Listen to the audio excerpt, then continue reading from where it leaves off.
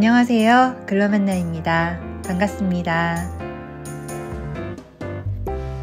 오늘은 국세청과 한국조세재정연구원에서 제작한 알고 싶어요 세금 이야기라는 책자로 여러분들께 세금에 관한 이야기들을 나눠 드리도록 하겠습니다.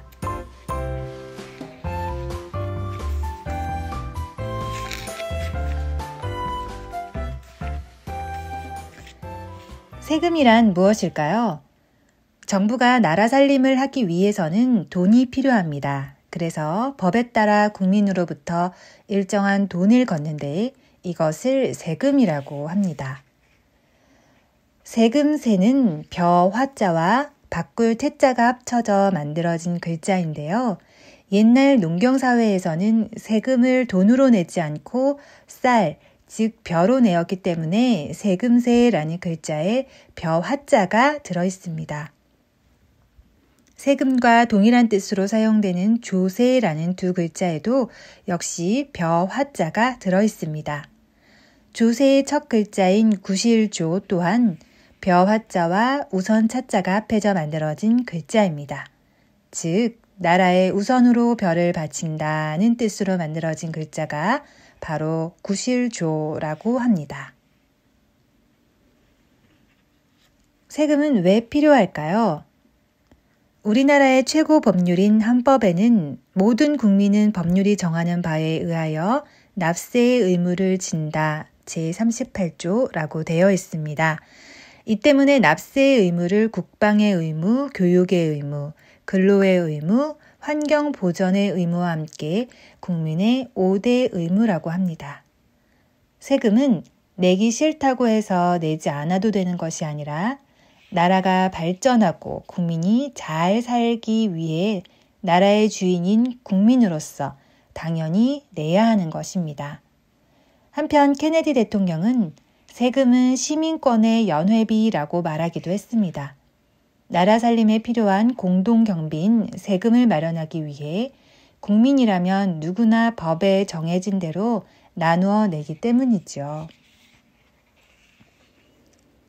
세금의 종류에 대해 한번 알아볼까요?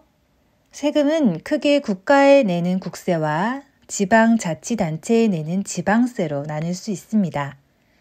국세는 다시 국경을 기준으로 나라 안에서 이루어진 거래에 대해 내는 내국세와 국경을 통과하는 수입 물품에 대해 내는 관세로 나뉩니다. 소득이란 개인이 사업이나 직장생활 등을 하고 벌어들인 돈에서 그 돈을 벌기 위해 들어간 비용을 뺀 금액을 말합니다. 예를 들어 김밥 가게의 경우 김밥을 팔아 손님들에게 받은 돈에서 김밥을 팔기 위해 들어간 돈, 즉 김, 쌀, 단무지 구입 비용과 같은 재료비 등을 빼면 김밥을 팔아 실제로 남은 돈이 나오는데 이를 소득이라고 합니다. 소득세는 이러한 소득에 대해 내는 것이며 각 개인이 한 해 동안 벌어들인 소득의 크기에 따라 법에 정한 금액을 나라에 내는 금액을 말합니다. 보통 소득이 많은 사람은 많이 내고 적은 사람은 적게 내게 됩니다. 부가가치세. 부가가치세는 음료수나 과자 같은 물건을 살 때 또는 영화나 야구 경기 관람과 같은 서비스를 제공받을 때 그 가격에 포함하여 내는 세금입니다. 우리가 사서 쓰는 대부분의 물건에는 부가가치세가 포함되어 있어 물건을 판 사람이 소비자로부터 받은 세금, 즉 부가가치세를 국가에 내도록 되어 있습니다. 우리나라는 현재 물건값의 10%가 부가가치세에 포함되어 있습니다. 법인세와 근로소득세. 개인이 자기가 벌어들인 소득에 대해 내는 세금을 소득세라고 하듯이 주식회사와 같은 법인 기업이 벌어들인 소득에 대하여 내는 세금을 법인세라고 합니다. 법인은 개인과 달리 법률에 의하여 인격을 부여받은 단체나 기관을 말하는데 큰 회사들은 대부분 법인입니다. 주식회사에 근무하는 사람은 회사로부터 월급을 받고 세금을 낸답니다.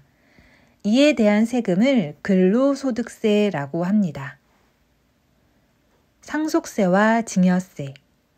돌아가신 부모님 등으로부터 재산을 물려받을 때 내는 세금을 상속세라고 하며 살아계신 부모님이나 친척 등으로부터 재산을 받을 때 내는 세금을 증여세라고 합니다. 성년인 경우 5천만 원 이상, 미성년자의 경우 2천만 원 이상을 말합니다. 많은 돈을 받을 때만 세금을 내므로 부모님께 받은 세뱃돈이나 용돈 그리고 친구에게 받은 선물 등은 보통 적은 금액이라 증여세를 내지 않아도 됩니다. 관세. 육지, 항만, 공항 등 국경을 통과하는 수입 물품에 대하여 내는 세금을 관세라고 합니다.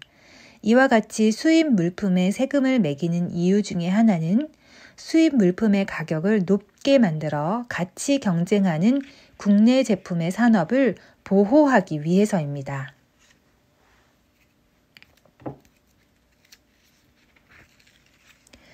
그럼 어린이들도 세금을 내나요?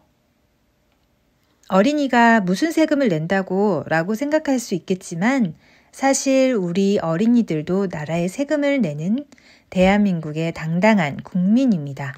바로 부가가치세라는 세금을 내고 있기 때문입니다. 일반적으로 물건을 사거나 돈을 내고 서비스를 제공받을 때 본래 가격의 10%를 더 내게 됩니다. 더 지불한 10%가 바로 부가가치세에 해당하는 것으로 우리가 과자나 화장품을 사거나 놀이공원 입장권을 샀다면 부가가치세라는 세금을 낸 것이 됩니다. 만약 연필을 1,100원에 샀다면 본래 연필 가격 1,000원과 함께 부가가치세 100원을 낸 것이죠. 이때 가게주인은 1,000원은 자기가 갖고 세금 100원은 우리를 대신해 나라에 내게 됩니다.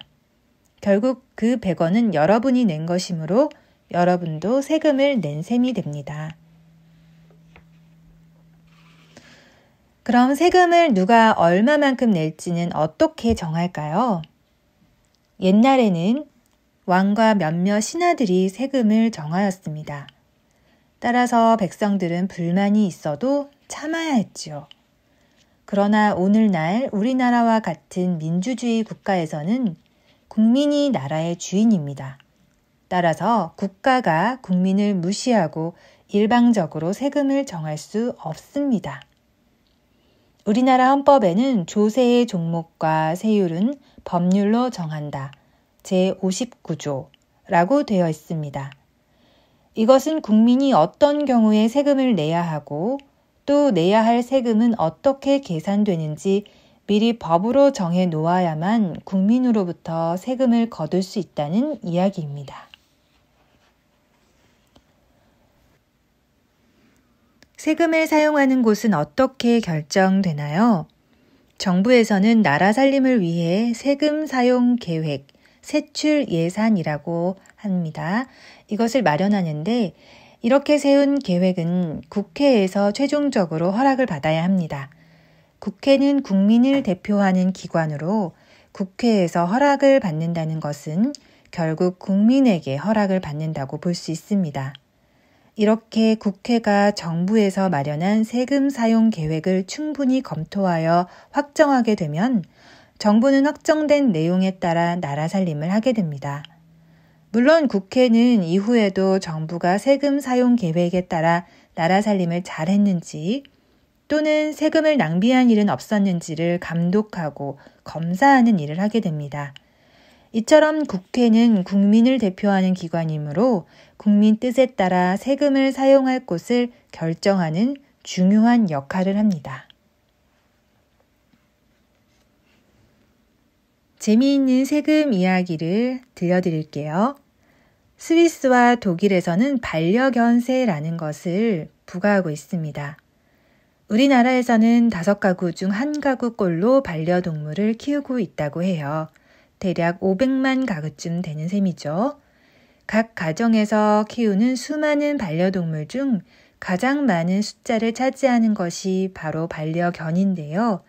스위스나 독일 등 반려견을 키울 때 별도의 세금을 내야 하는 나라들도 있어요. 스위스에서는 도그택스로 또 독일에서는 훈데스토이어로 저마다 명칭은 다르지만 모두 반려견새라는 뜻을 갖고 있어요. 재미있는 점은 두 나라 모두 반려견 수가 아닌 반려견의 특성에 맞춰 세금을 부과한다는 사실인데요. 예컨대 스위스의 경우 키우는 반려견의 무게나 크기에 따라 세금을 부과해요. 반려견의 무게가 많이 나갈수록 또 크기가 클수록 더 많은 세금을 부과하는 것이지요. 그런가 하면 독일의 경우에는 위험한 견종을 키울수록 더 많은 세금을 내야 한답니다. 1년에 최대 128만 원까지 세금을 부과하죠. 이 중 독일은 2002년 헌법에 동물의 권리를 보장한 최초의 나라이기도 합니다. 이들 국가에서는 반려견을 입양할 때 꼭 해야 할 일이 있어요. 바로 시청 등 관할 관청에 반려견을 키운다는 사실을 알린 뒤 등록 절차를 밟는 일인데요. 이후 보호자가 납부한 반려견세는 동물보호소에서 보호 중인 동물들을 위해 소중히 사용되고 있답니다.